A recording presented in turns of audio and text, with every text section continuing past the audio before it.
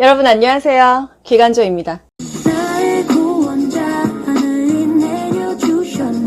여러분 모두 합격 가자. 질병관리 비법서 시작할게요. 공중보건학 20문제 중에서 질병관리에서만 6문제 이상 출제가 되고 있어요. 그래서 공중보건학 꽈락을 면하려면요, 질병관리랑 의료법규 과목을 잘해야 합니다. 여러분, 제가 비밀 하나 알려드릴까요? 합격을 하기 위해서는요, 아직도 많은 시간이 남아있어요. 정말 독하게 일주일만 빡세게 해도 합격하거든요. 빨리 시작하세요. 빨리 시작해서 그것을 본인이 계속 할 때 합격을 하겠다라는 감이 옵니다. 질병관리는요, 각종 질병에 대해서 공부를 하고요. 어떻게 관리를 할까? 그것을 공부하는 과목이에요. 공중보건학, 전 국민의 보건을 향상시키는 것이 공중보건학이고요. 질병을 예방하고 건강을 증진하면 수명이 연장된다. 이게 바로 공중보건의 목표입니다. WHO에서 건강은요, 신정사 안녕, 신체적, 정신적, 사회적으로 안녕한 상태, 웰빙한 상태, 편안한 상태, 완전한 상태를 우리가 건강이라고 말합니다. 몸만 건강해서 되는 게 아니라 정신적으로도 사회적으로도 경제적으로도 인간관계로도 다 편안해야 된다 이거예요. 감수성이 높다, 이거 질병관리에서는 나쁜 말입니다. 어떤 병원체에 대해서 저항력이 약해가지고 병을 더 잘 일으킨다, 이게 바로 감수성이 높다의 의미예요. 금연을 한 달 이내로 준비하는 단계는요, 준비 단계입니다. 금연을 실행했어, 행동했죠? 행동 단계입니다. 질병의 1차 예방, 2차 예방, 3차 예방 또는 1차적 예방, 2차적 예방, 3차적 예방, 이거는 뭐 과목 불문하고 무조건 한 문제가 나오고 있는데요. 1차적인 예방은 말 그대로 예방이에요. 병 걸리기 전이에요. before. 또 2차적인 예방은요, 이미 병이 걸렸습니다. ing예요. 3차적인 예방은요, 말만 예방이지요. 이미 병 걸린 후 after예요. 하지만 잔존 기능을 최대한 활용해서 삶의 질을 높여보자 이겁니다. 요게 몇 차 예방이냐 이런 문제 나오죠. 질병이 발생하기 전에 건강 수준과 저항력을 높이는 것, 이게 바로 1차적인 예방이에요. 지역 주민 대상으로 캠페인을 했어. 어떤 캠페인? 정신질환자 인식 개선 캠페인. 이거 1차적인 예방입니다. 건강 증진 1차적인 예방이에요. 보건 교육, 산정 간호, 예방 접종 다 1차적인 예방입니다.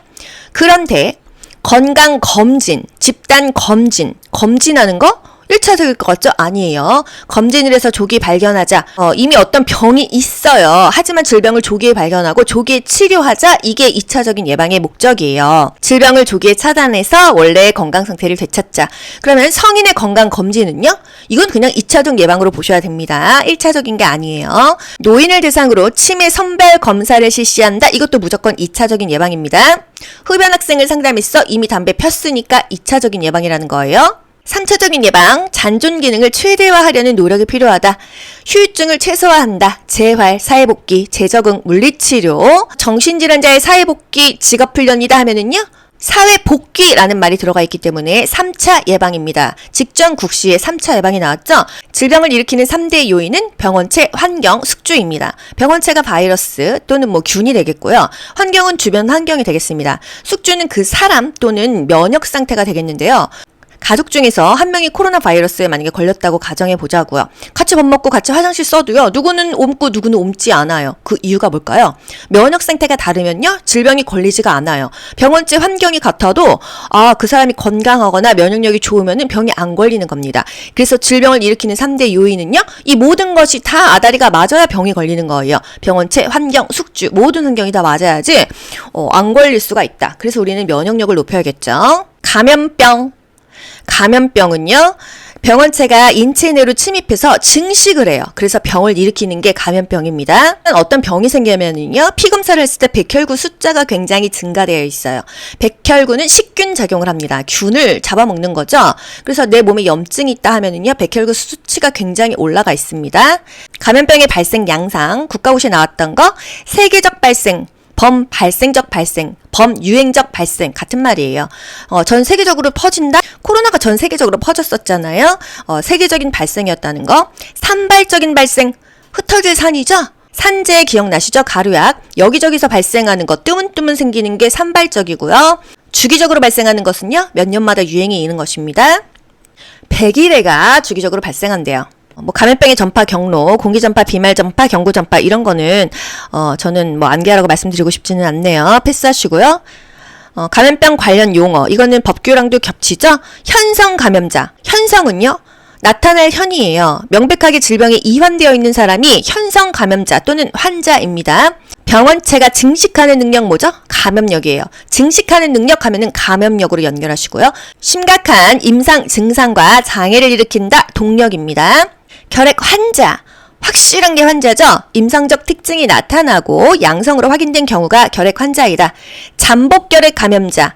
투베르쿨린 반응 검사는 양성인데 결핵균 검사는 음성인 게 바로 잠복결핵 감염자입니다. 결핵 의사 환자. 결핵에 해당하지만 결핵균 검사에서는 양성 확인이 안 됐을 때 모든 것이 결핵을 가리키지만 확실하지는 않다. 이게 바로 결핵 의사 환자입니다. 면역 이름 국가고시에 한 번씩 꼭 나오죠. 직전국시에 뭐 나왔어요? 모츠로부터 받은 면역 자연 수동이다. 모자수 나왔어요. 예인능, 홍인능 뭐예요? 예방접종 후 생긴 면역, 인공능동입니다. 예방접종 주사를 맞고 생긴 면역이 인공능동이에요. 그래서 예인능 기억하고요. 만약에 홍역 예방접종 맞고 생긴 면역 그러면은요. 예방접종 맞았으니까 예인능 이렇게 가는 겁니다. 백신, 톡소이드 맞고 생긴 면역은요. 백톡인능, 인공능동이에요. 마찬가지로 백신, 톡소이드 역시 예방접종처럼 주사를 맞았기 때문에 인공능동이다. 모자수, 모트로부터 받았어. 모유로부터 받았어. 태반으로부터 받았어. 자연수동이에요. 홍자능, 홍역 예방접종이 아니라 홍역을 그냥 앓고 자연스럽게 생겼어. 자연능동이에요. 또 코로나를 앓고 난 후 생겼어? 이건 역시 코자능이 되는 것입니다. 아시겠죠? 자연능동이다. 항감 면회 인수, 항독소, 감마글로불린, 면역혈청, 회복기 혈청은요. 인공수동이에요. 맞춰보세요. BCG 예방접종 맞고 생긴 면역은요. 예인능 이렇게 되는 거죠. 인공능동입니다. 모유로부터 받았어? 모자수, 자연수동 되는 거고요. 천연도 앓고 나서 생긴 면역은요. 홍자능, 코자능, 천자능 되는 거죠.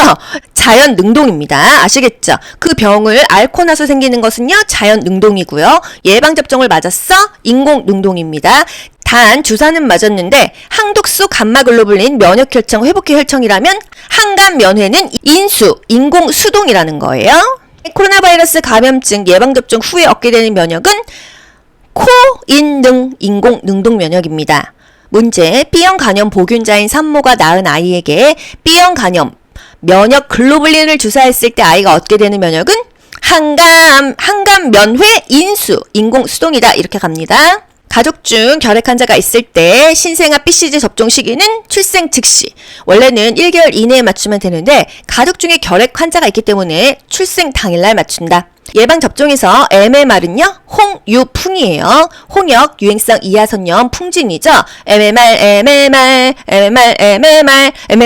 1년 지나서 맞습니다. 12에서 15개월에 접종을 해요.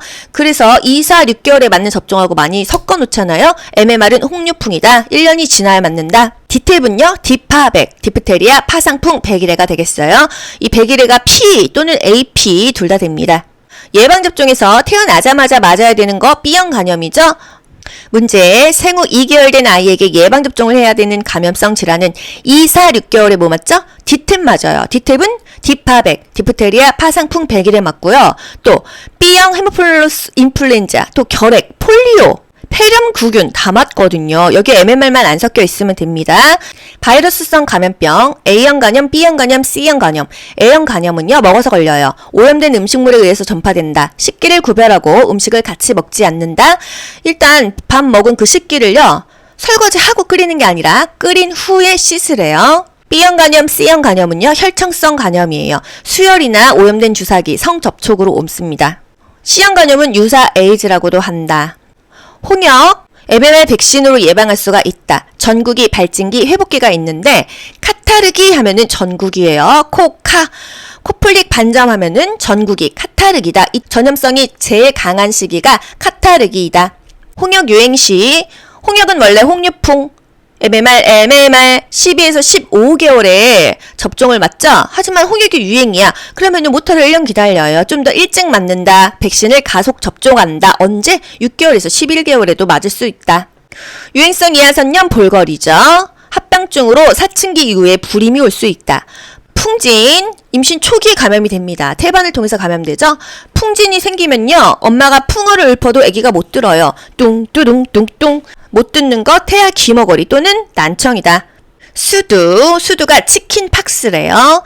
소양감 굉장히 간지럽죠. 그래서 수두 대상자 장갑 보호대를 낀다. 애기들이면은요, 팔꿈치 보호대, 주관절 보호대를 껴야겠죠? 바이러스성 감염병, 공수병, 개에 물렸습니다. 광견병이에요. 인플루엔자 독감입니다. 매년 예방접종 주사를 맞아요. 65세 이상은 무료다. 후천성 면역결핍증 에이즈죠. 에이즈는요 3급 감염병이에요. 황열, 댕기열, 모기 때문에 걸리죠. 지카 바이러스 다 모기 때문에 걸립니다. 신종 인플루엔자가 신종플루죠. 1급 감염병이에요. 타미플루, 항바이러스제를 먹는다. 메르스, 사스 다 이제 옛날 병이네요. 지카 바이러스 모기 때문에 걸립니다. 지카 바이러스의 합병증은 소두증, 아기가 머리가 소두로 굉장히 작게 태어난다고 하고요. 로타 바이러스 일종의 장염이죠. 설사를 유발하고요. 5세 이전에 많이 생겨요. 어린이집 가서 많이 옮습니다. 설사하면은요, 수분과 전해질을 보충해야 된다. 세균성 감염병, 콜레라, 장티푸스, 파라티푸스, 세균성 이질, 장출혈성 대장균 감염증, 디프테리아, 백일해, 파상풍 등등이 있어요. 햄버거의 그 패티가 갈아 만든 쇠고기잖아요. 오염된 쇠고기를 덜 익혀서 먹을 경우에 발생할 수 있다. 장출혈성 대장균 감염증이고요. 5-0157 이게 이 질병의 고유 넘버래요. 0157 또는 장출혈성 대장균 감염증이요. 사람 사이에서도 쉽게 전파되어 소아 집단 시설에서의 관리가 중요하다.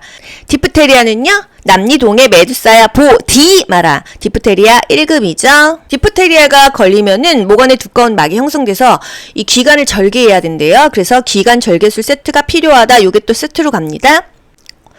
파상풍 3급이에요. 세균성 감염병 매독의 원인균은 트리포네마, 팔리듐. 성홍열도 2급이었죠. 열자 들어가는 거 거의 다 3급인데 성홍열은 2급이라는 거. 임질, 성병류는 4급이에요. 연성화관, 성병류죠. 클라미디아 다 성병류죠. 4급입니다. 또 병원균, 다제내성균 4급이죠. 식중독균, 국가고시에 무조건 한 문제 나와요. 장염 비브리오균은요. 어페류 먹고 걸렸어. 통조림 먹고 걸렸어? 보톨리니스 균이다. 닭이나 칠면조의 알에 있는 거 아리조나다. 아리조나. 우리나라에서 가장 많은 식중독균, 잠복기가 가장 짧다. 포도상 구균이에요. 여름철에 가장 많이 발생한다. 집단 식중독균이다. 유통기한이 지난 케이크 먹었다. 포도 케이크 먹었다. 포도상 구균입니다. 독소형 식중독인 것은 이런 것도 나왔거든요. 보톨리니스, 웰치균, 포도상 구균. 리케츠성 감염병, 발발즈.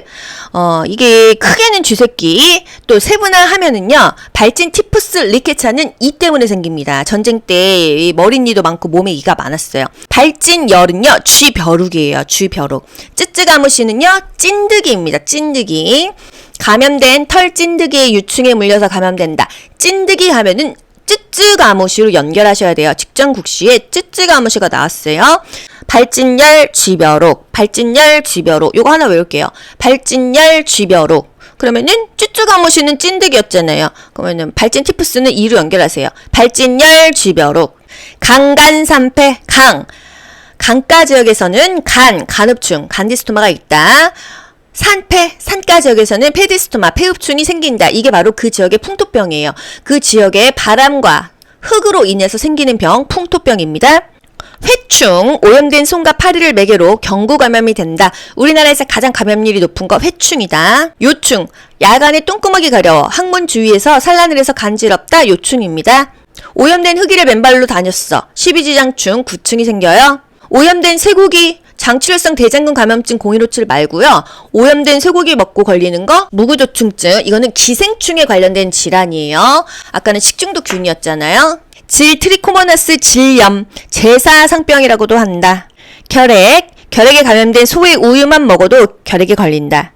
결핵은 투베르쿨린 반응 검사, PPD 테스트, 2-3일 후 판독을 하고 엑스레이 촬영한다. 객단 검사한다. 결핵 예방접종 PCG. 활동성 결핵 환자 음압병실을 유지한다. N95 마스크를 착용한다. 원래는 음압병실하면 1급 감염병인데 활동성 결핵이기 때문에 2급 감염병에도 포함이 됩니다. 결핵약 아이나 부작용을 감소하기 위해서 비타민 B6, 피리독신을 함께 투여하는 이유는 다발성 신경염을 방지하기 위해서. 결핵약 1차약 4가지 뭐 있죠? 아이나, 리팜피신, 에탄보톨, 스트랩토마이신이 있어요. 비타민 B12가 부족할 때 발생되는 빈혈은 악성 빈혈이다. 생활습관병, 생활습관이 영향을 미친다. 만성질환은요, 생활습관병이에요. 만성질환은 3개월 이상 회복이 되지 않는다고 하면은 만성질환으로 봅니다. 관절염 하면은 수영해라. 골다공증 하면은 걷기가 좋다. 고혈압에서 중요한 거 저염 저지방 시계를 먹어라. 살 빼라. 우리나라 남녀 성별 사망률 1위의 암은요, 폐암입니다. 조기 발견이 어려워요. 암을 퇴치하는 데 가장 이상적인 방법은요, 생활 습관을 개선하는 것이다. 질병관리, 여러분 이 문제 비법서 보시면서 한번 쭉 훑어서 마무리하세요. 여러분, 남은 시간 열심히 하세요. 원래 인생은요, 철저하게 혼자 뛰는 경주입니다. 여러분, 혼자 뛰시는데 외로우실 것 같아서 저도 맨날 뛰고 있잖아요. 빨리 시작하시고요, 무한 반복하세요. 합격할 수 있겠다라는 감이 곧 오실 거예요. 아시겠죠? 인과 출산 비법서 시작할게요. 공중보건학 20문제 중에서 한 문제 출제되고 있습니다. 한 문제지만요, 모자보건과 학교보건 요 과목하고요, 합해서 4문제예요. 명확하게 구분 짓기는 좀 어려워요. 인과 출산은요, 비법서 있으신 분들 쭉 한번 컬러를 읽어보시면 되겠습니다. 직전국식 공식이 2문제가 나왔어요. 공식을 우리가 달달달달 외워야지만 맞출 수 있을까요? 아닙니다. 구하고자 하는 값이요, 분모 분자 중에서 어디로 가죠? 분자로 올라가는 거예요. 노년 부양 비예요. 뭐가 분자로 올라갈까요? 노년이 분자로 올라가는 것입니다. 노년은 몇 살부터죠? 65세 이상을 우리가 노인이라고 해요. 그래서 65세 이상의 인구가 분자로 올라갑니다. 그럼 분모는 뭘까? 돈 버는 사람이 돈 안 버는 사람을 부양하는 게 부양비거든요. 돈 버는 인구는 몇 살이에요? 15에서 64세. 돈 버는 사람을 뭐라고 해요? 돈 버는 인구, 경제활동 인구, 생산 연령 인구라고 하죠. 말이 바뀌어도 돈 버는 사람이 분모로 들어가고 노년 부양비니까 노년이 분자로 간다. 곱하기 100이든 1000이든 이건 그렇게 중요한 게 아니잖아요. 총 부양비는요? 총 부양을 받을 사람이 분자로 올라가는 거예요. 부양비라는 거는요, 돈 버는 사람이 돈 안 버는 사람을 부양하는 거거든요. 돈 안 버는 사람은 애기도 있고 노인도 있습니다. 그래서 총 부양을 받아야 되는 사람은요, 애기 플러스 노인, 이게 분자로 올라가는 거예요. 오케이? 그리고 돈 버는 사람 15에서 64세, 생산 연령 인구, 경제활동 인구가 분모로 내려가는 거예요. 아시겠죠? 그러면 유소년 부양비는요, 유소년이 분자로 올라가겠죠? 0에서 14세 인구가 유소년입니다. 오케이?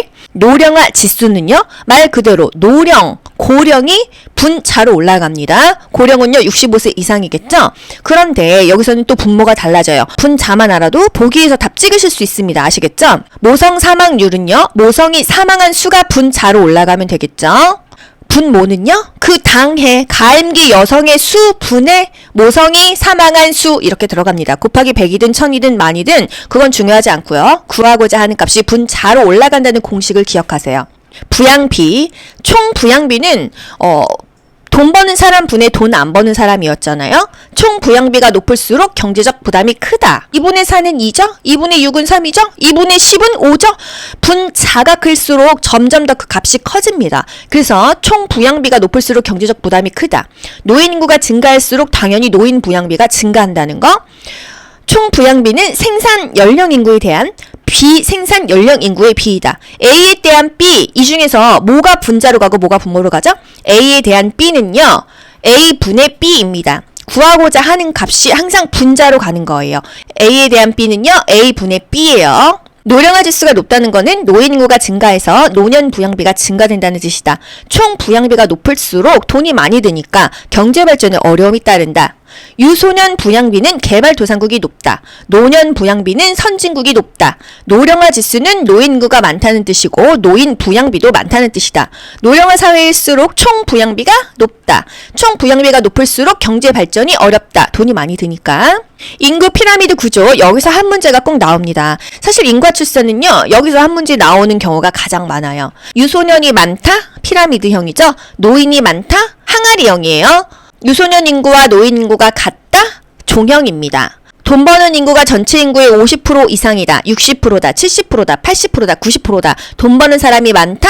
별형, 도시형입니다. 돈 버는 인구가 전체 인구의 50% 이하이다. 40, 30, 20, 10%이다. 돈 버는 사람이 적다? 표주박형, 농촌형, 호로형입니다. 다 돈 벌러 도시로 나갔죠?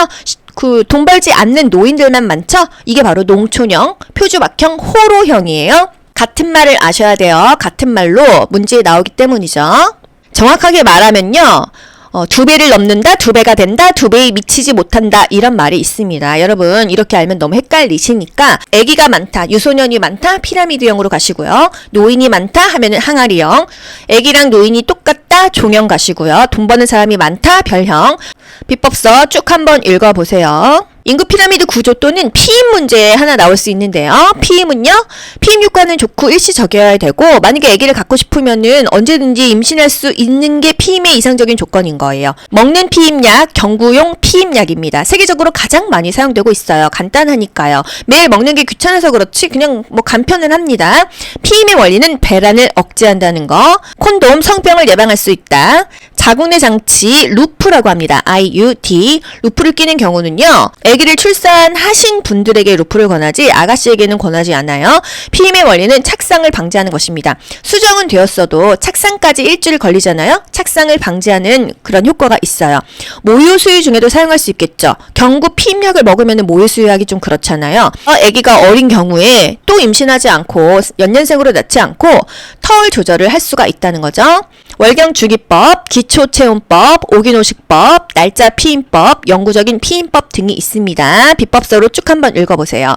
연간 태어난 출생아 1000명 중에 만 1세 미만에 사망한 영아 수의 비율은 영아 사망률이다. 영아 사망률은 모자보건사업의 중요한 평가 지수가 되고 그 나라의 보건 수준이나 건강 지표를 알 수가 있다 했습니다. 문제, 수정란의 착상을 막아서 피임하며 응급피임법으로 쓰이는 방법은 자궁내장치 루프이다. 왜 응급피임법이에요? 수정이 됐어. 하지만 착상까지 일주일 걸리니까 착상을 방해하는 용도로 루프를 끼게 될 수 있다 이거죠. 문제, 생산 연령 인구가 많이 유입되어 전체 인구의 50% 이상인 지역의 인구 구조 유형은 생산 연령 인구가 돈 버는 사람이죠. 돈 버는 사람이 50% 이상이다, 별형입니다. 50% 미만이다, 뭐예요? 농촌형, 호로형, 표주박형이죠. 0에서 14세 인구가 65세 이상 인구의 2배가 되는 인구는 2배가 된다, 이코르예요. 또이또이 종형입니다. 2배가 된다, 종형이에요. 2배에 미치지 못한다, 항아리형이고요. 2배를 넘는다, 이게 바로 피라미드형입니다. 아시겠죠? 2배가 된다 하면은 이코르를 생각하셔야 돼요. 미치지 못하면요, 2배에 미치지 못하면 0에서 14세 인구, 아기 인구가 2배에 미치지 못한다, 아기가 적다, 노인이 많다, 항아리형 되는 거고요. 0에서 14세 인구가 2배를 넘는다, 아기가 많다, 유소년이 많다, 피라미드형이 됩니다. 2배가 된다, 같구나, 종형입니다. 신혼부부에게 권장할 피임법은요, 콘돔이다. 인구 변화의 3요소는 출생, 사망, 이동이다. 여성이 피임 방법으로 기초체온법을 사용할 때 체온이 낮아졌다 올라갔다고 한다면 배란이 끝났거나 끝난 직후이다. 이건 그냥 암기하세요. 여러분, 인과 출산은 요 정도만 할게요. 여러분의 노후를 책임질 사람은요, 아무도 없어요. 여러분 간호조무사 국가고시 합격하시고요, 자격증 딴 다음에 취업하세요. 그리고 돈 벌어서 뭐 생활비를 쓰시던지 결국은 여러분의 노후를 책임지기 위해서 우리 이렇게 열심히 공부하는 것입니다. 간절함을 가지고 책임감을 가지고. 내가 점수가 안 나온다 이러신 분 너무 많죠? 여러분, 한 번 보실 거를 10번 보시고 20번 봐보세요. 이게 머리에 안 외워지기가 오히려 어렵습니다. 반복하지 않으면서 핑계 대지 말자고요. 아시겠죠? 당신의 노후를 책임질 사람은 바로 당신 자신이다. 모자보건과 학교보건, 공중보건학 20문제 중에서 3문제 정도의 출제 비중이 있어요. 여러분, 요즘에 공부하시기 어떠세요? 마음도 좀 힘드시고 지겹죠? 저도 요즘에 그런 마음입니다. 그런데 어떻게 하겠어요? 매일매일 그냥 꾸준히 하는 것밖에는 답이 없다는 거예요. 여러분, 국가고시 얼마 남지 않았습니다. 지금 힘든 건 다 마찬가지예요. 하지만 상황이 아니라 마음 먹기에 따라서 그 모든 상황은 또 달라지게 되어 있거든요. 마음을 좀 강하게 먹고 희망을 가지고 공부를 해보자고요. 아시겠죠? 모자 복원에서 중요한 거는요, 모자, 어미모 아들자, 엄마와 자녀의 그 범위에 대해서 많이 물어봅니다. 엄마는요, 일단 가임기 여성이어야 되고요, 임산부, 또 분만 후 6개월 이내의 여자를 다 모로 봅니다. 자는요, 출생 후 6년 미만이니까 1, 2, 3, 4, 5세까지 다 되는 거예요. 건강한 아이만 되냐? 아닙니다. 영유아, 미수가, 선천성 이상아까지 다 된다. 원래 아동간호에서도요, 영아는 0에서 1세, 유아는 1에서 3세로 지정하죠. 하지만 모자보건 대상에서는요, 그냥 한 5년까지는 다 가능하다는 거예요. 용어, 조사나, 신생아, 요 정도는 알고 넘어갈게요. 37주 미만에 태어난 신생아를 조사나 미숙아라고 합니다. 왜? 40주에 태어나야 되는데 주수를 채우지 못했어. 조사나 미숙아예요. 인큐베이터에 넣잖아요. 그쵸? 생후 28일 이내 신생아입니다. 신생아는 태어난 지 28일 이내이면 신생아이다. 모자보건의 중요성 정말 중요하죠. 가임기 여성 또는 아기 낳고 6개월 이내까지 엄마와 5세 이전의 아이들이 건강한 게 왜 중요할까? 모자의 건강이요. 다음 세대 인구 저질에 직접적인 영향을 줘요. 왜? 전체 인구의 50에서 70%, 전체 우리나라 대한민국의 3분의 2가 이 모자 보건 대상자거든요. 인구의 다수를 차지하기 때문에 이 사람들의 건강이 다음 세대 인구 저질에 직접적인 영향을 준다. 또 높은 사망률, 불균할 기형, 질병 예방 사업에 효과가 크다. 임신, 분만, 산육 시의 사망을 감소시킨다. 질병을 방치하면 사망률이 높고 후유증이 있을 수 있기 때문에 모자 보건이 더 중요하다. 임산부와 영유아는 건강 취약 계층이라서 지속적인 건강 관리를 필요로 한다. 면역력도 떨어져 있고 취약하지만 국민의 대다수이기 때문에 이 모자 보건이 굉장히 중요하다는 거죠. 영아 사망률, 영아가 사망한 비율을 구하는데요. 분자, 분모 이렇게 나뉩니다. 여러분 구하고자 하는 값을요. 항상 분자로 올리셔야 돼요. 아시겠죠? 저번 국시에 이런 공식이 2개나 나왔어요. 공식을 외우지 못하더라도 원하는 값, 구하고자 하는 값이 분자로 넘어간다. 요거를 그냥 아시는 분들은 다 찍어서 맞췄습니다. 영아가 사망한 비율이니까 영아가 사망한 숫자를 분자로 올리면 되겠죠? 같은 해에 1세 미만의 사망한 수 0에서 1세까지가 영아죠. 같은 해에 1세 미만의 사망아 수 이게 영아가 사망한 숫자잖아요. 이걸 분자에 올리고요. 그럼 분모는 기준점 그 해 태어난 아기 수입니다. 그 말을 특정 연도의 총 출생아 수 예를 들어서 2024년에 총 출생아 수 분의 1세 미만의 죽은 아기 곱하기 1000 이게 바로 영아 사망률이라는 거예요. 분자값이 커질수록 그 전체 값은 커져요. 2분의 4는 2지만 2분의 6은 3이잖아요. 그쵸? 분자가 커지니까 전체 값이 커졌죠. 1세 미만의 사망아 수가 커질수록 영아 사망률이 더 커지겠죠. 구하고자 하는 값이 분자로 올라간다. 이 포인트를 꼭 알고 가세요. 영아 사망률은요. 그 건강 수준이나 보건 상태를 나타내는 중요한 지표가 됩니다. 이 부분은 정말 국가고시의 단골이에요. 왜? 영아가 죽었다는 것은 그 나라의 보건 수준이 영 아니다 이거잖아요. 영아 수준이나 모자 보건에 민감하고 보건 수준을 잘 반영한다. 일정 연령군으로 통계적 유의성이 높다. 모자 보건 수준이나 환경위생 수준이 높아지면 영아 사망률이 낮아진다. 수준이 높아지면 사망률은 낮아지는 거예요. 영아 사망률 변동 범위가 교 사망률 변동 범위보다 크다. 다음 세대의 국민 건강에 영향을 미친다. 모자 보건 사업의 중요한 평가 지표가 영아 사망률이다. 연간 태어난 출생아 1000명 중에 만 1세 미만의 사망한 영아 수의 비율이다. 모자 보건 사업의 지표 중에서 영아 사망률의 분모는 2024년도에 태어난 총 출생아 수, 특정 연도 총 출생아 수이다. 영아 사망률이 높다는 것은 그 나라의 보건 수준이 낮다는 것이다. 영아 사망률이 낮다는 것은 그 나라의 보건 수준이 높다, 향상되었다는 것을 의미한다. 아시겠죠? 다음 세대 국민 건강에 영향을 미친다. 모자 보건 사업의 주요한 평가 지표이다. 영아 사망률이에요. 산정관리 횟수 과목을 불문하고 나오죠. WHO 국제보건기구에서 권고했습니다. 임신 7개월이라면요 한 달에 한 번은 병원을 가라. 임신 8, 9개월이라면요 2주에 한 번, 한 달에 2번은 가라.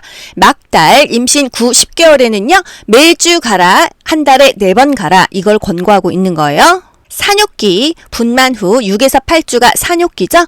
성관계 역시 6에서 8주가 지나야지 하고요. 통목욕은요 2주 빠릅니다. 4에서 6주. 영유아 보건, 예방접종 전후의 주의사항이 중요하죠. 접종 전에는요. 전날 목욕시킵니다. 아기가 건강 상태가 좋은 날 오전에 평소에 아이의 건강 상태를 잘 아는 보호자가 데리고 오는 게 좋겠어요. 예방접종 후에는요. 병원에 한 30분가량 기다리면서 아이의 상태를 관찰합니다. 부작용이 있는지 아나필락틱 쇼크가 있는지 확인을 하고요.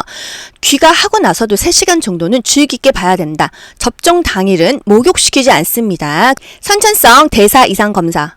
생후 3에서 7일 또는 만 2에서 7일 사이의 신생아들에 대한 검사입니다.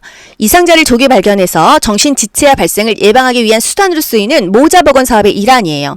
태어난 지 2일에서 7일 이내의 아기들에게 발 뒤꿈치 옆에서 혈액을 채취해서 검사를 하고요. 검사 결과는 2, 3주 후에 나와요. 국가무료 검사, 선천성 대사 이상 검사 6가지. 폐호 단갈갑부, 페닐 케톤 요증, 호 또는 효 발음하기 나릅니다. 호모시스틴 요증 또는 효모시스틴 요증, 단풍 당뇨증, 갈락토스 혈증, 갑상선 기능 저하증, 크레틴병이죠. 부신 과형성증, 같은 말로 부신 기능 항진증이에요. 폐호 단갈갑부, 이게 바로 선천성 대사 이상 검사 6가지가 되겠어요. 학교 보건, 학생과 교직원이 건강을 증진하고 질병을 예방해라, 스스로 건강해라, 이런 것이 학교 보건의 목적이 되겠어요. 학교 보건이 왜 중요할까요? 건강 습관을 형성하는 시기예요. 보건교육에 높은 효과가 있는 시기입니다. 지역사회 전체 보건에 높은 영향력. 아니, 아들이 집에 왔는데 학교에서 뭐 배웠다고 엄마한테 엄마 손 씻을 때는요 이렇게 저렇게 씻고요, 밖에 나갈 때는 마스크를 끼고요, 막 이렇게 교육을 합니다. 그래서 이 지역사회 전체 보건에 높은 영향력을 끼칠 수가 있고요. 학생 인구가 전체 인구의 약 4분의 1을 차지한다. 이게 사실 옛날 교과서라서 요즘 이 정도 차지하는지는 모르겠어요. 애기들이 하도 줄어서. 질병의 1차 예방, 2차 예방, 3차 예방, 1차적 예방, 2차적 예방, 3차적 예방, 차자가 들어가도 되고 안 들어가도 됩니다. 1차적 예방은요, 말 그대로 완전히 예방이에요. 질병에 걸리기 전에 뭔가 하자. 예방접종, 산전간호, 건강유지, 질병예방, 건강증진, 보건교육, 환경위생 개선, 개인청결 유지, 손 씻기, 또 지역 주민 대상으로 정신질환자 인식 개선 캠페인, 이런 것들이 다 질병 걸리기 전에 하는 1차적인 예방이에요. 질병이 발생하기 전에 건강 수준과 저항력을 높여보자, 이거예요. 2차적 예방은요, 질병을 조기에 발견, 조기 치료하는 것으로서 이미 질병이 걸렸습니다. 질병을 조기에 차단하자, 원래 건강한 상태로 되찾자, 이런 취지지만 뭔가 걸리긴 걸렸다는 거예요. 그래서 2차적 예방에는요, 이미 병이 걸렸다, ING로 기억하세요.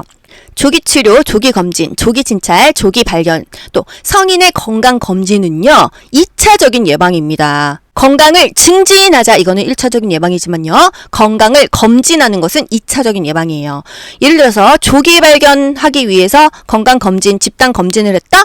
조기 발견, 조기 치료하면 2차적 예방으로 가셔야 됩니다. 아시겠죠? 노인을 대상으로 치매 선발 검사를 실시한다. 그래서 치매 관리를 한다? 이것도 2차적인 예방이에요.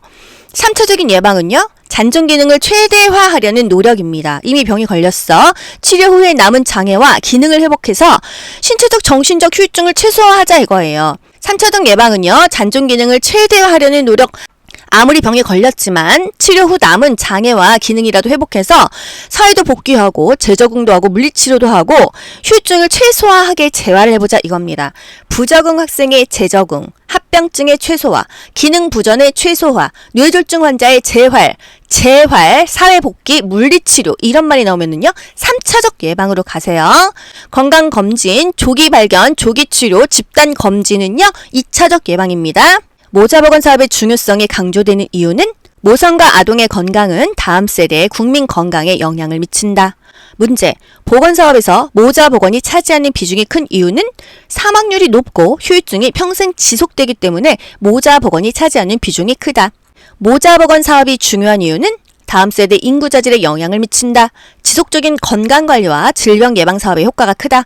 전체 인구의 50에서 70%다. 인구의 다수이다. 절반 이상이다. 3분의 2이다. 임신, 분만, 산육 시에 일어날 사망을 감소시킨다. 모자보건 사업이. 모자보건법상 모자보건사업 대상자의 정의로 옳은 것은 임산부는요, 임신 중 또는 분만 후 6개월 미만인 여성을 의미한다. 모는 임산부, 가임기 여성, 분만 후 6개월 이내이다. 자는 6년 미만 5세까지이다. 영유아 미수가 선천성 이상화까지 다 포함한다. 모자보건 사업의 주요한 평가 지표는 영아 사망률이다. 영아 사망률이 높다는 것은 그 나라의 보건 수준이나 건강 수준이 영 아니라는 것이다. 비법서 있으신 분들 요 문제 한 번씩 읽어보시면 되겠습니다. 산정관리 횟수, 막달에 매주 간다. 8, 9개월 2주마다 간다. 그 이전 7개월 이전에 한 달에 한 번 간다. 여러분 이거 아셔야 돼요. 2살 6개월에 맞는 예방접종 뭐 있죠? 디탭, 디파백, 디프테리아 파상풍 100일에 있죠? 또 폴리오, 소아마비 있고요. 폐렴, 구균, B형 헤모플러스 인플루엔자 다 있습니다. MMR이 여기 섞이면 안 되는 거예요.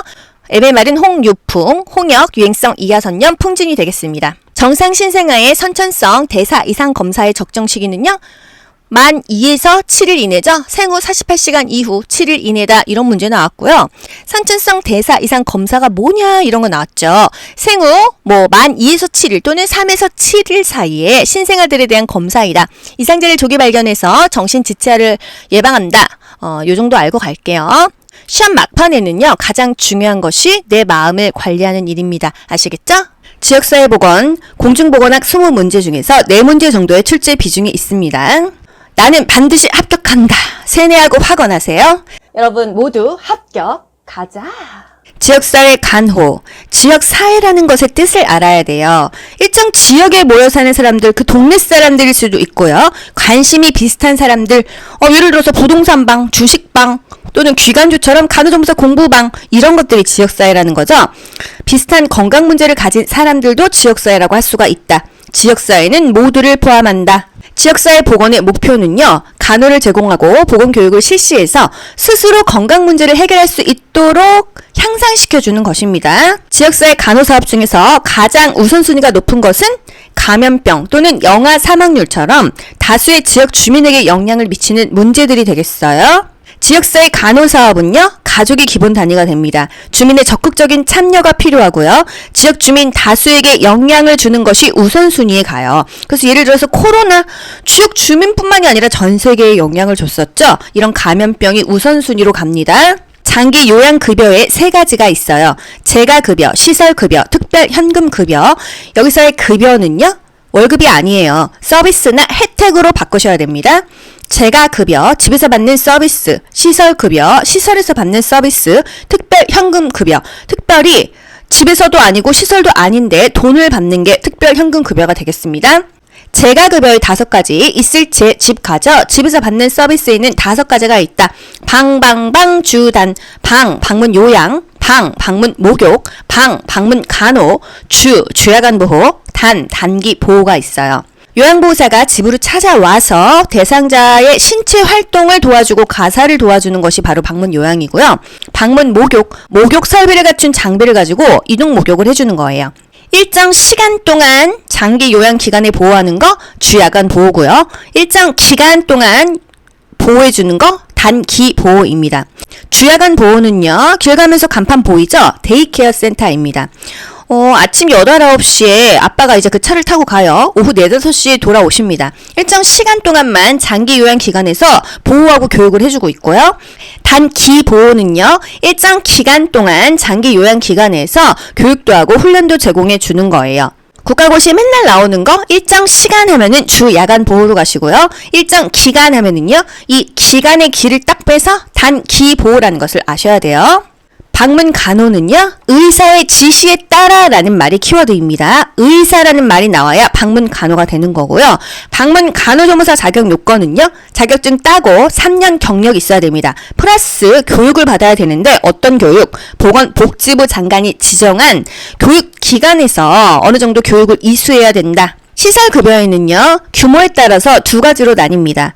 입소자가 9명 이내이냐 10명 이상이냐 이 2가지로 나누는 건데요. 입소자가 9명 이내라고 한다면 노인 요양 공동생활 가정이고요.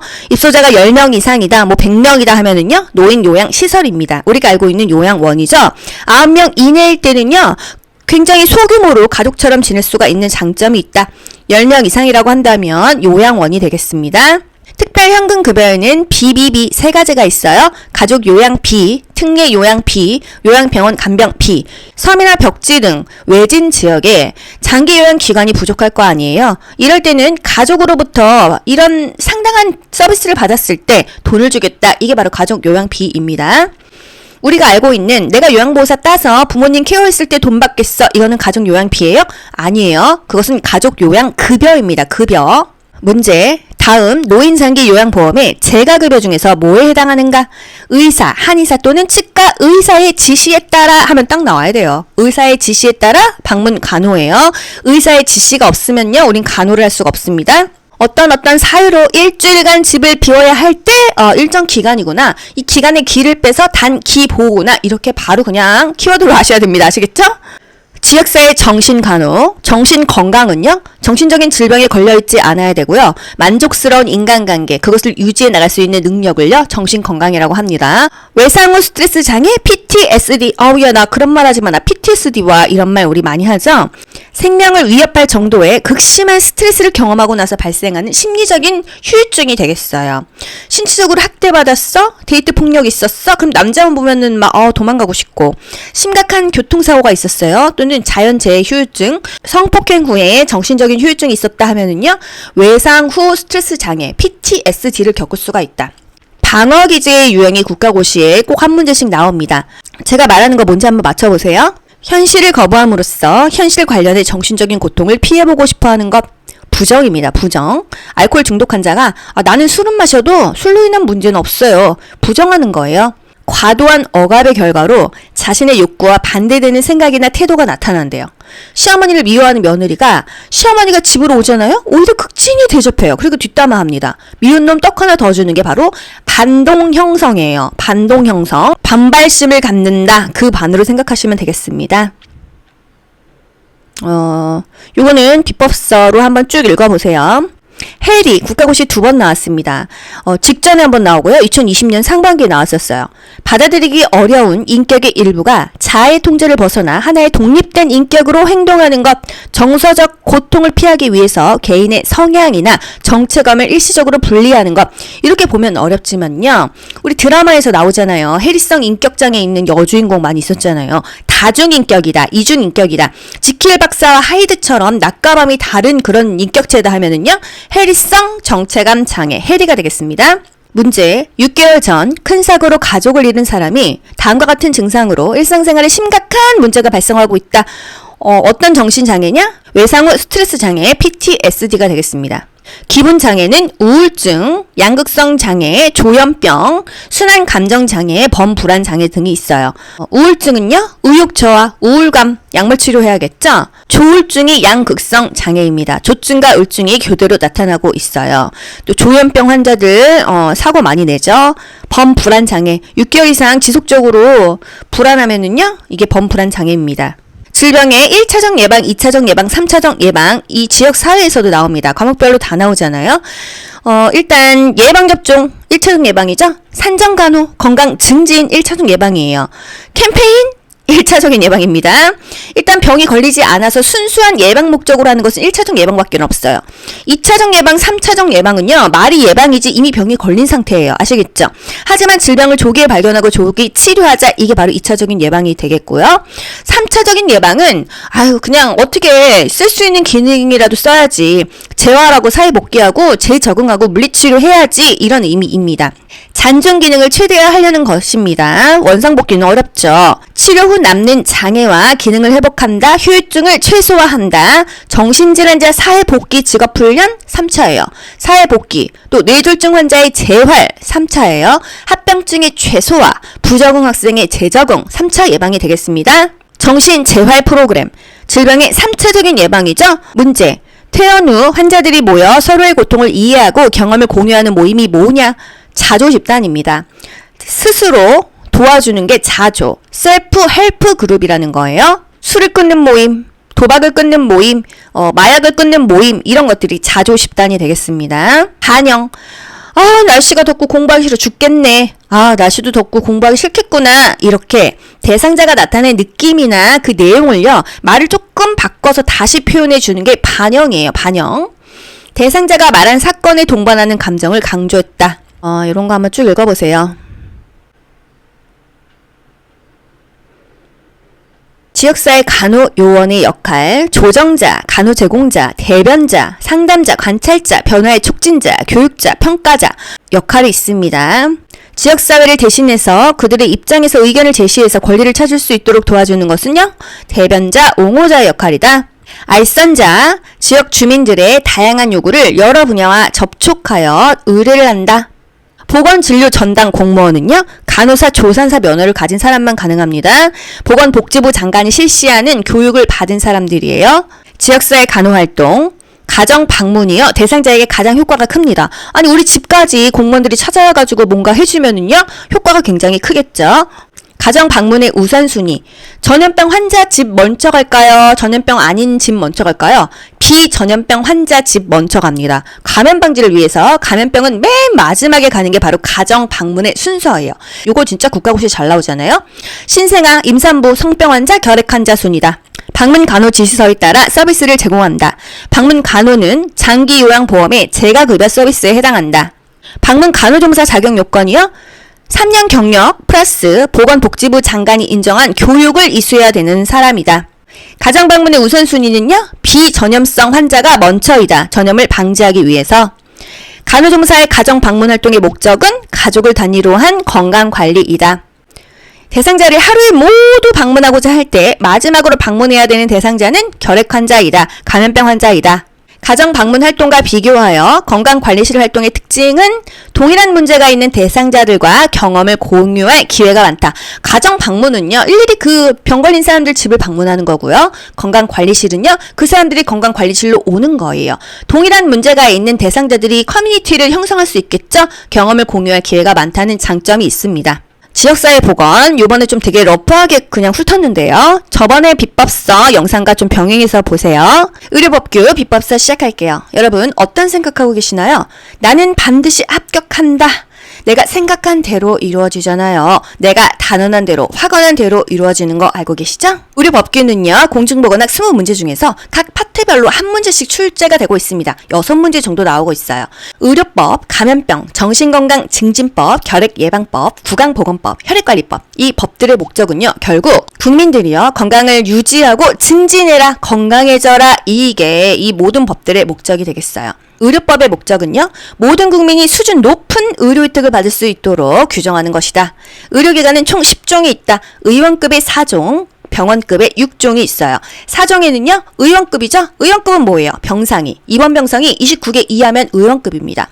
의원, 치과의원, 한의원, 조산원도 의원급에 포함되고요. 병원급은요, 입원 병상이 30개 이상이면 병원급이죠. 병원급은 6종, 병원, 치과병원, 한방병원, 요양병원, 종합병원, 정신병원. 보건소는 의료기관인가요? 아니에요. 보건소는요, 의원도 아니고 병원도 아니에요. 최말단 보건행정기관이 되겠습니다. 병원급과 의원급은요, 규모로 나뉩니다. 병상이 30병상 이상이면 병원급이고요. 100병상 이상이면 종합병원, 500병상 이상이면 상급 종합병원이에요.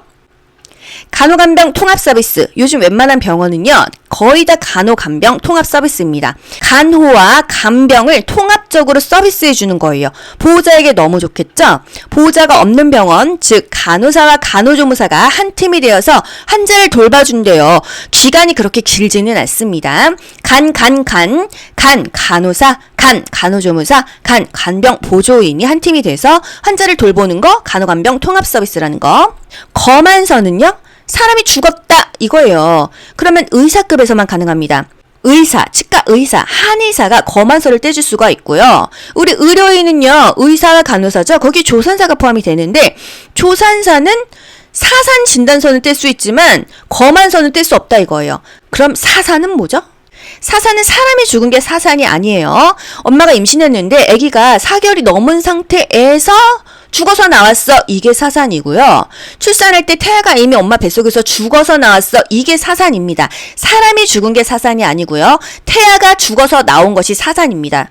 그렇기 때문에 사산 진단서는요, 조산사가 뗄 수가 있어요. 조산사, 의사, 한의사, 사조의한. 사산 진단서는 조의한, 조산사가 뗄 수 있다. 이게 좀 중요합니다. 간호조무사 우리가 자격증을 따면은요, 3년마다 누구에게 내가 지금 자격증을 따고 쉬고 있는지 일하고 있는지 취업 상황을 신고해야 돼요. 누구한테 할까요? 보건복지부 장관에게 합니다. 대한간호조무사 협회 있잖아요. 그 사이트에서 신고하면 돼요. 간호조무사의 자격은 누가 인정할까요? 자격증에 써 있어요. 보건복지부 장관이 직인 찍어줘요. 의료법에서 말하는 의료인이 누구라고요? 의사급과 간호사급입니다.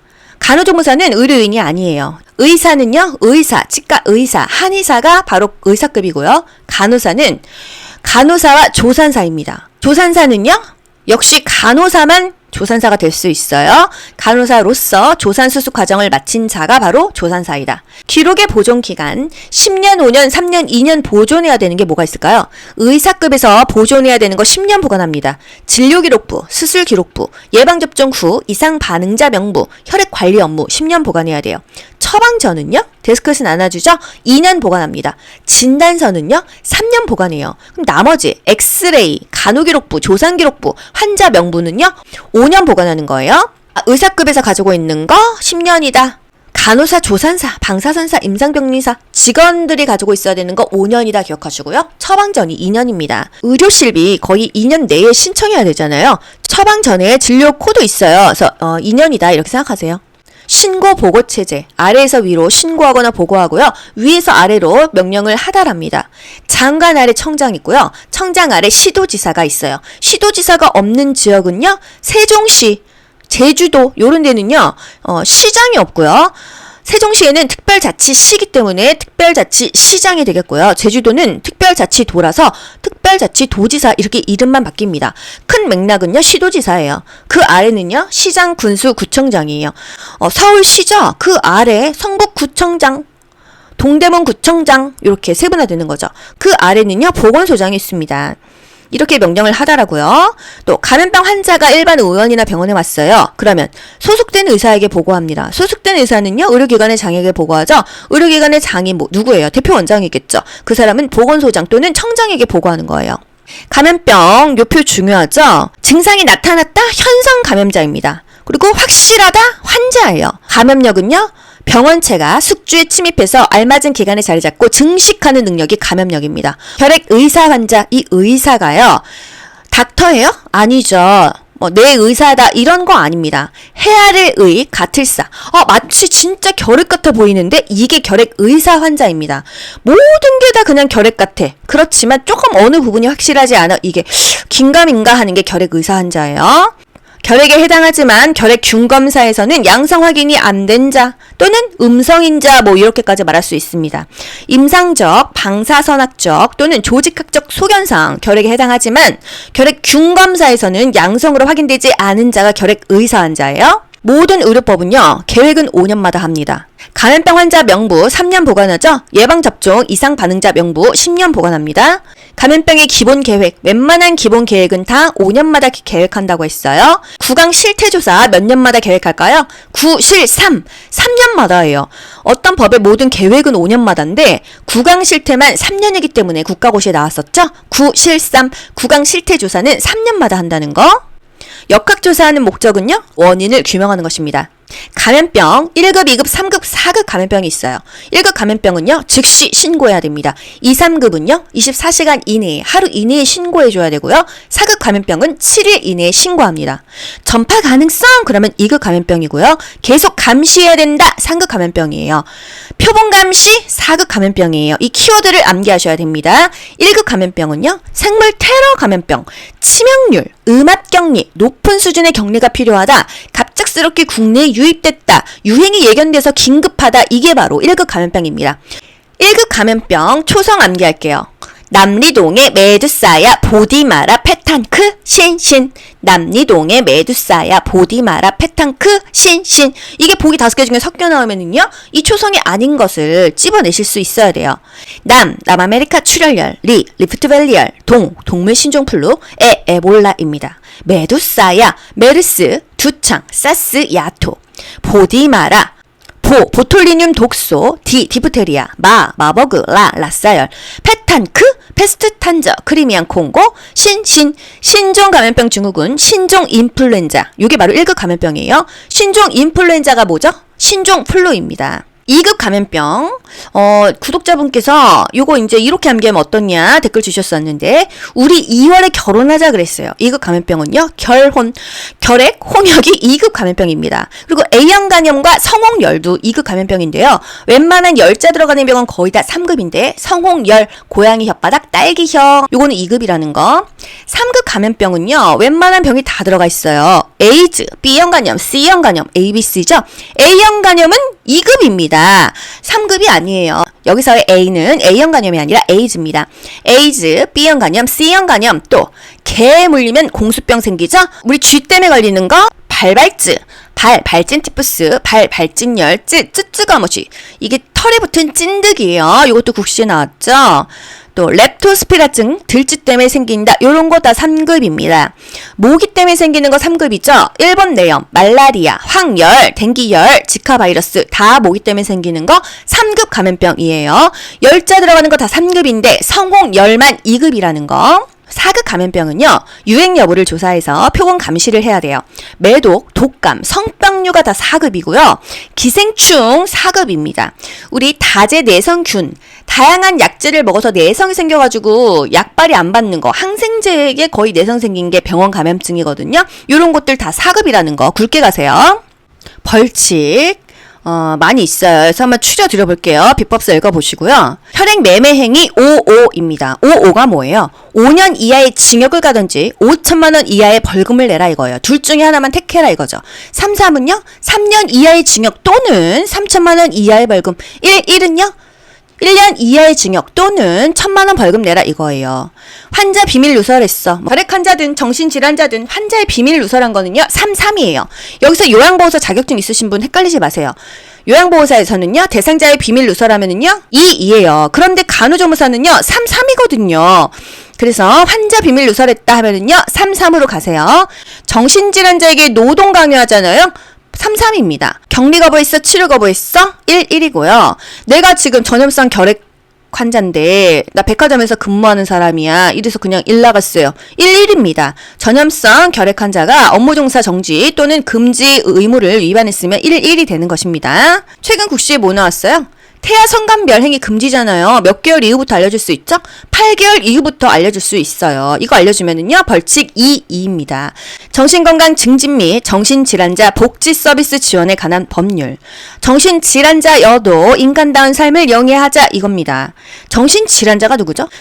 일상생활에 제약이 있는 사람을 말합니다. 망상, 환각, 사고나 기분의 장애 등으로 인하여 독립적으로 일상생활을 영위하는데 중대한 제약이 있는 사람이 정신질환자예요. 정신건강 전문요원에는 임간사착, 작업치료사 추가됐죠? 임상심리사, 간호사, 사회복지사, 임상심리사, 간호사, 사회복지사에다가 작업치료사까지 이 정신건강 전문요원으로 지정했습니다. 정신질환자가 자의 입원 시 내가 좀 정신질환 있는 것 같아. 문제가 많아. 나 스스로 컨트롤이 안 돼. 자신의 의지로 입원했어요. 너무 기특하지 않나요? 그랬을 때 퇴원하고 싶다고 하면은요, 지체 없이 퇴원시켜줘야 되고요. 2개월마다 퇴원 의사를 확인해야 돼요. 보호의무자에 의한 입원 기간은요, 3개월 이내. 미친 사람이 길거리에서 칼부림합니다. 물론 형사 입건이 되겠지만요, 응급 입원시킬 수가 있다. 며칠? 3일을. 응급 입원시킬 때 누가 오죠? 경찰관이 오고요. 그 정신병원, 정신의료기관에 장이 옵니다. 진단받고 정신병원에 아들을 입원시켰다면은요, 이건 무슨 입원이에요? 엄마가 입원시키는 거, 아빠가 입원시키는 거, 보호 의무자에 의한 입원입니다. 내 자식만 두둔할 게 아니라 이 내 자식을 위해서 또 다른 사람들을 해치지 않기 위해서 입원시켜야 돼요. 정신질환자의 입원, 정신질환자 실태조사 5년입니다. 정신질환자 기본계획 5년이에요. 아까 어떤 실태조사 3년이었죠? 구실삼, 구강실태조사는요 3년이에요. 특이하니까 나온다. 그럼 정신실태조사는 5년이에요. 정신질환자 보호의무자가 될 수 있냐 없냐 이거 국가고시 거의 매번 나오잖아요. 보호의무자라는 게 거의 보호자 이렇게 같은 말입니다. 피성년 후견인, 피한정 후견인 본인이 지금 문제가 있죠. 또 파산 선고받고 복권되지 아니한 사람. 여기서의 복권이 로또예요? 아니죠. 파산 선고받고 회복이 안 된 사람을 말합니다. 해당 정신질환자 상대로 소송이 계속 중인 사람이나 소송한 사실이 있었던 사람은 이 사람의 보호자가 되면 안 돼요. 또 미성년자, 본인의 앞가림을 못하죠. 행방불명자, 행방이 불명됐는데 누구의 보호자가 되겠어요. 그래서 피성년 후견인, 피한정 후견인, 파산 선고받고 복권이 되지 않은 사람, 복권된 사람은요, 자격이 되는 거예요. 또 미성년자, 그럼 노령자는요, 고령자는요, 된다. 행방불명자 안 된다. 미행, 미행. 소송 중인 사람 안 된다. 정신질환자의 보호 의무자, 보호자가 될 수 있는 사람은요, 민법에 따른 후견인, 고령자, 노령자 되고, 파산 선고 받았지만 복권이 된 사람, 회복이 된 사람은 오케이. 정신질환자 노동강요 33, 비밀누설 33, 결핵 예방법. 결핵을 예방해서 국민 건강 증진에 이바지하자. 결핵 환자, 확실한 게 환자입니다. 결핵균이 인체 내에 침입해서 임상적 특징이 나타나는 자, 결핵 환자.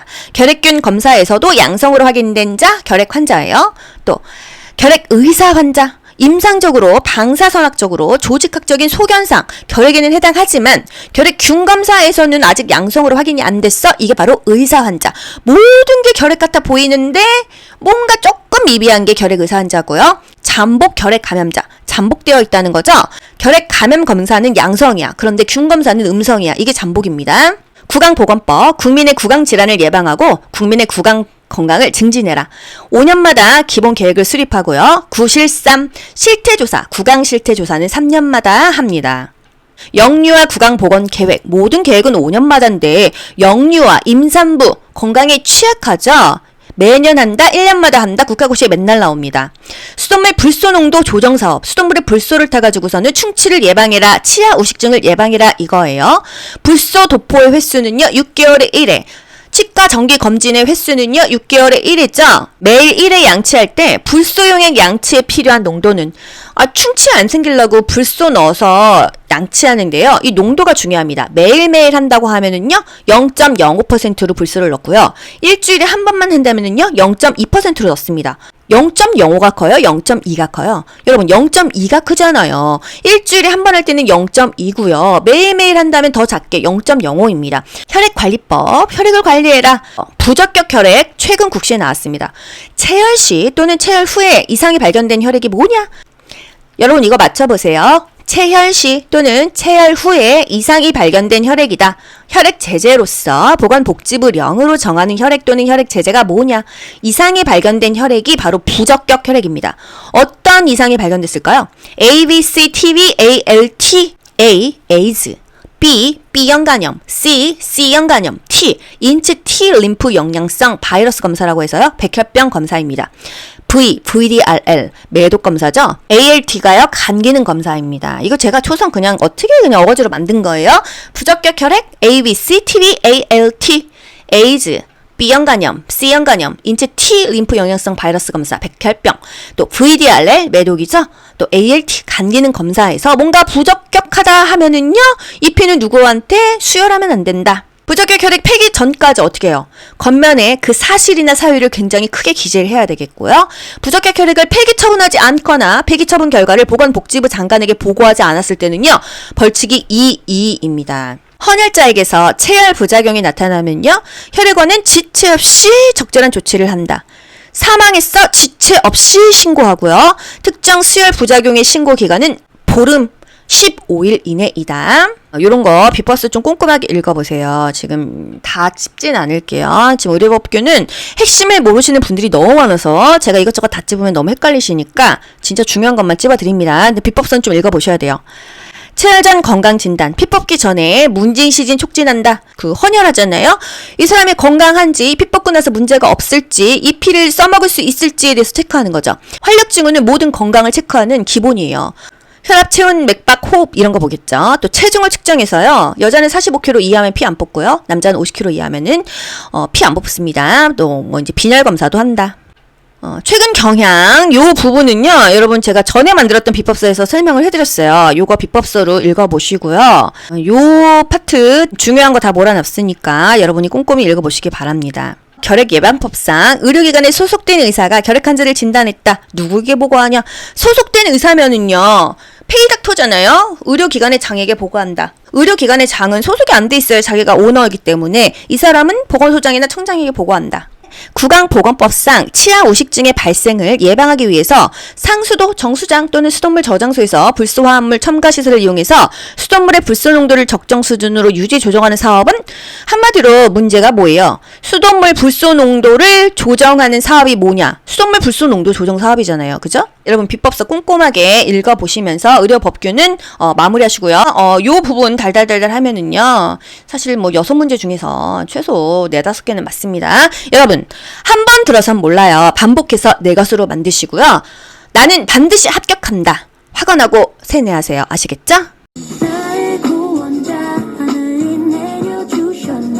여러분 모두 합격. 가자. 안녕! 좋아요 눌러주세요.